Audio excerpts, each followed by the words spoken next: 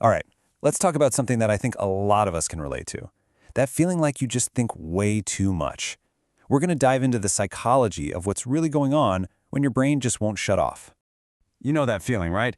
Where you find yourself replaying some super casual conversation from hours ago. And you're not just thinking about what was said, but how it was said, the tone, the body language, what wasn't said, and what it all could possibly mean. If that sounds even a little bit familiar, you are in exactly the right place. And right off the bat, I want to get something straight. You're not just overthinking. This isn't some kind of character flaw. Your brain is literally physically wired to engage with the world with this profound level of depth. So it feels like a bug. It's actually a core feature of your personal operating system. So let's dive into that operating system, shall we? Because this isn't about you doing something wrong. This is about your fundamental cognitive makeup.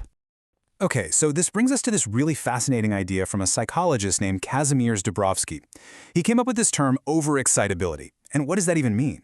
Well, basically it describes a nervous system with, let's say, increased neuronal sensitivities. In plain English, it means you have a much more intense physiological experience of, well, pretty much everything. Your sensory input is just dialed way up, and that makes daily life feel more vivid, from your emotions to your intellectual curiosity.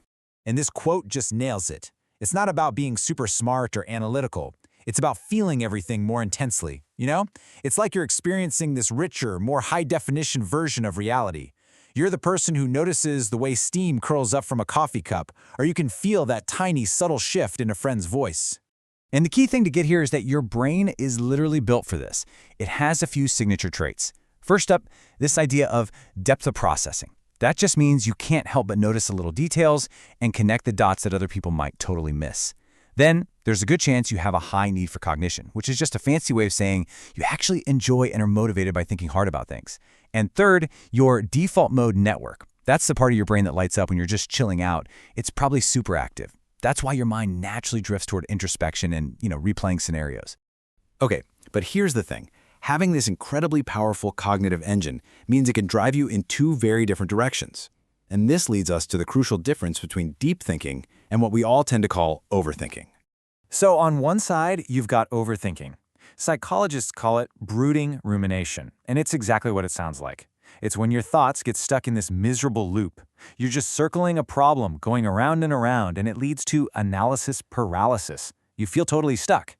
But then on the other side, you have deep thinking. You can also call it reflection. And this is a forward-moving, productive process. You're not stuck. You're on a path, seeking understanding and insight. This is what leads to clarity and intentional choices. So just remember, it's the exact same powerful mental engine. Your capacity for deep processing is there in both scenarios. The only difference is the direction you're driving in. Are you spinning your wheels in the mud, or are you actually moving toward the horizon? And having an engine like this, it's a double-edged sword. It comes with these incredible strengths, but also some very, very real challenges. So let's talk about that duality, the gift and the cost. And let's be real, the cost is a lot sometimes. First, there's just pure mental exhaustion. Your mind is always on, and that is draining. Then there's that analysis paralysis, where even a simple decision can feel like this huge, overwhelming task. A lot of deep processors also feel this profound sense of isolation, right? Like nobody else is seeing the world the way you do. And this is why you might need more social recovery time. You're not just processing a conversation, you're processing the energy, the subtext, the whole vibe. All of that can leave you feeling really emotionally vulnerable. But then there's the gift. Because that same sensory sensitivity, that same depth of processing, it gives you actual superpowers. It's why you have this capacity for profound empathy and incredible emotional intelligence. It's why you notice things everyone else misses, giving you these totally unique insights. This creates such a rich inner world, a constant source of creativity. And that ability to see patterns and connections, that's what lets you solve the really complex problems. Dabrowski himself summed up this duality perfectly. He called this heightened sensitivity a tragic gift. It's beautiful, but it's also really challenging. It means you get to experience the highest highs of life, for sure, but it also means you feel the lowest lows with that exact same intensity. So let's bring all of this together. I want to offer you a new way of seeing yourself. This is the final, and I think most important, reframe. Here is it. Your mind is not broken. It's not flawed. It is just running a different operating system, one that's designed for depth, not for speed. So I want to leave you with this question to chew on.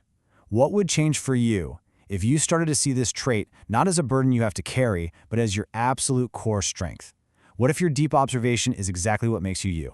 Because the truth is, the world desperately needs minds like yours. We need people who notice what others overlook, who ask the deeper questions, and who remind all of us that just beneath the surface of everything, there is this infinite complexity. And that complexity is absolutely worth exploring.